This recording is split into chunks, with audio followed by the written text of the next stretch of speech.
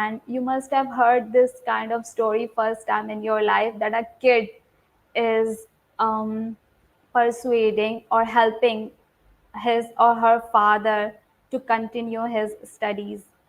Well, my story is, I come from a family when my grandparents died. When my father was 3 years old, my grandmother died.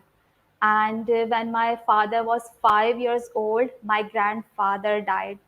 So in my father's whole life, there was no education until he got married, until he got me as his first daughter.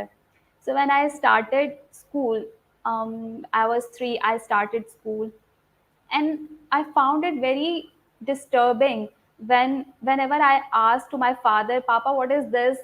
And he was like, okay, ask from your mother. And I was like, when my mother knows how to read it, how to write it, why my father doesn't know that? So once I asked to my mother that why Papa is unable to read and write, and my mother told me the story that your father didn't go to school. And I was like, what?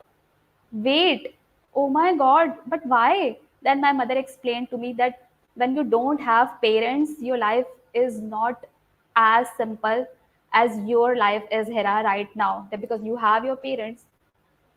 I remember when I was 6 years old, I'm teaching my father to everything, whether it comes to English, whether it comes to Urdu, whether it comes to Quran. When I did my metric, Alhamdulillah, my father was able to solve grammar exercises.